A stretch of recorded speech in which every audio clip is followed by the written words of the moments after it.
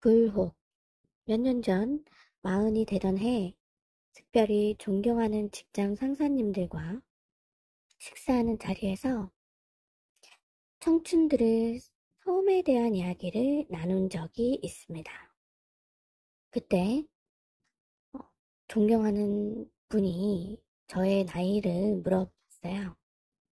그래서 저는 조금은 유머스럽고 의지 넘치는 목소리로 불혹입니다 라고 말씀드리고 함께 웃었던 기억이 있습니다. 마음속으로 센스 있었다며 저의 답변에 스스로 만족스러워하면서도 나는 과연 불혹인가 되돌아보기도 하였습니다. 불혹이란 미혹되지 않는 나이라는 뜻으로 공자님께서 말씀하셨던 단어죠. 저는 사실 혹을 미연에 방지하는 타입이라 과연 나는 불혹에 합당한가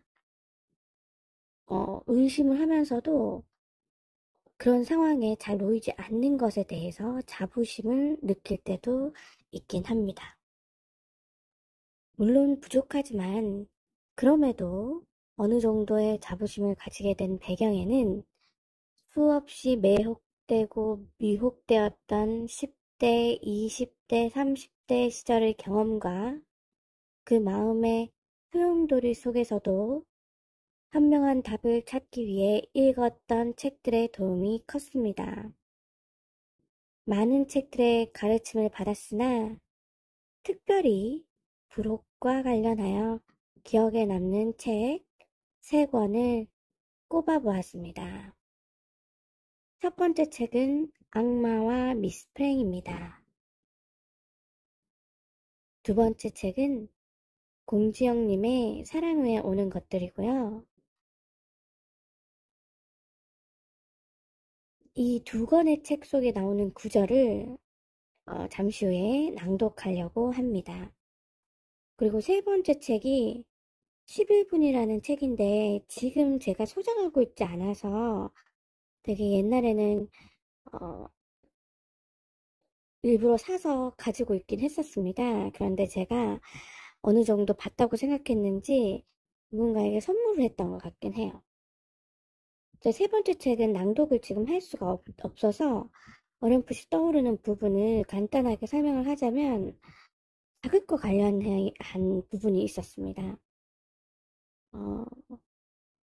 그러니까 주인공 마리아가 특별한 손님을 만나서 어떤 고통으로 쾌락을 느끼는 것에 눈을 뜨는 부분이 있었는데요.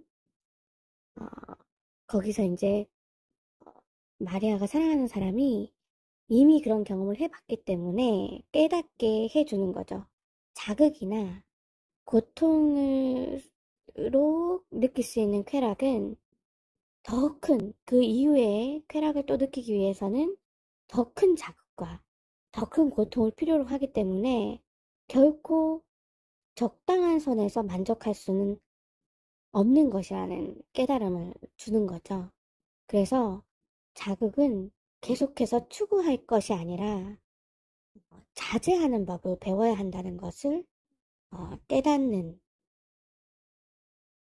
부분이 있었습니다. 저는 거기서도 느낀 점이 많았기 때문에 왜 우리가 청춘일 때 되게 호기심이 많잖아요. 예를 들면 클럽이라든지 연애도 그렇고요. 뭔가 하고 싶어진 호기심이 많고 뭔가 하지 말라는 것에 대해서 좀 더 한번 해보고 싶은 그런 마음이 생길 수 있습니다.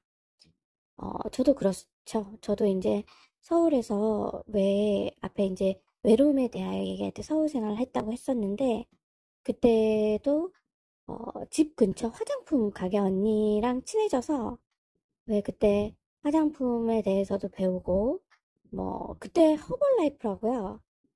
단백질 쉐이크를 일부러 막 거기서 사 먹고 그랬습니다. 이 여가 시간을, 뭔가 이제 직장 동료들과 나누는 얘기랑은 또 다르잖아요.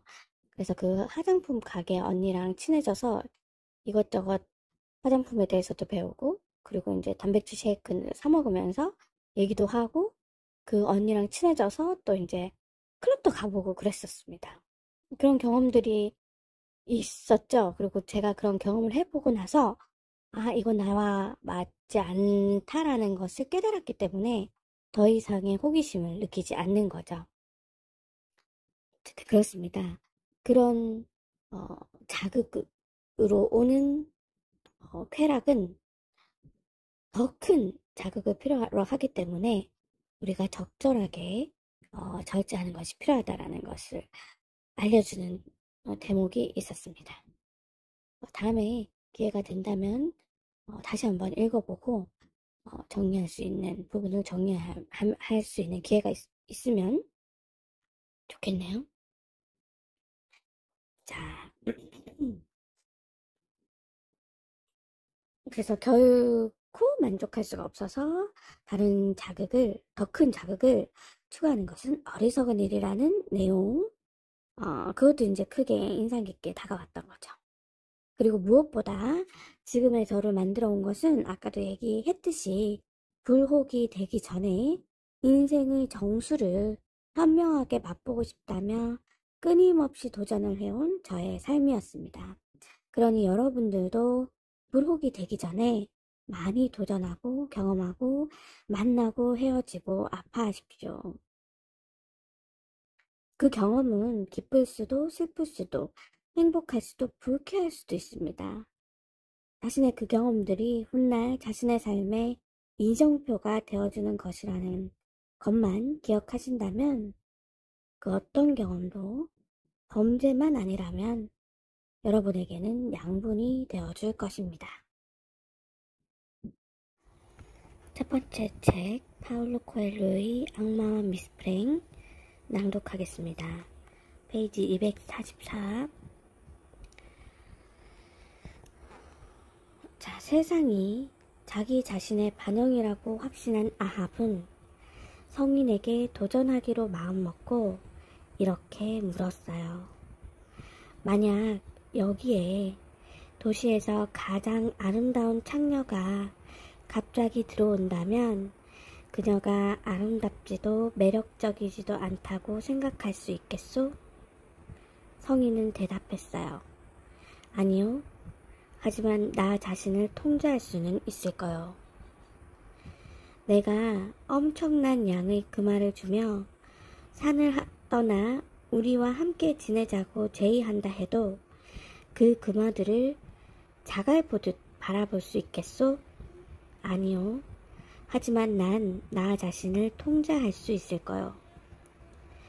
두 사람이 당신을 만나러 왔는데 한 사람은 당신을 경멸하고 또 한 사람은 당신을 성인으로 우러러 받든다면 그 둘을 똑같이 대할 수 있겠소?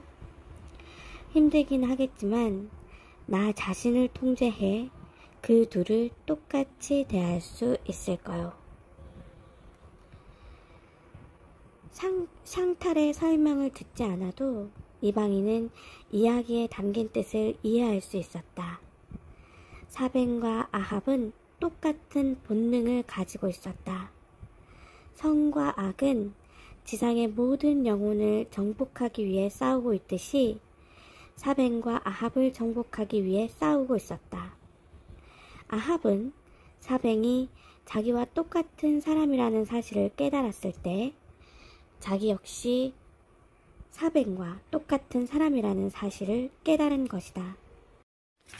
모든 것이 통제의 문제 그리고 선택의 문제일 뿐 다른 그 무엇도 아니었다. 두 번째 책은 공지영 작가의 사랑 후에 오는 것들 속 구절입니다. 이 구절을 보면 내 마음이 속수무책으로 요동치는 것을 인정해주고 감싸주는 느낌이 들어서 오히려 마음이 편해지고 결국은 다시 제가 제 자리를 현명하게 찾을 수 있을 것이라는 확신을 가지게 해주어서 도움이 되었던 구절입니다. 낭독하겠습니다. 사랑 후에 오는 것들 공지영. 가끔은 하늘도 마음을 못 잡고 비가 오다 개다 우박 뿌리다가 하며 몸부림치는데 우리 작은 심장이 속수무책으로 흔들린다 해도 괴로워하지 마라. 여기까지입니다.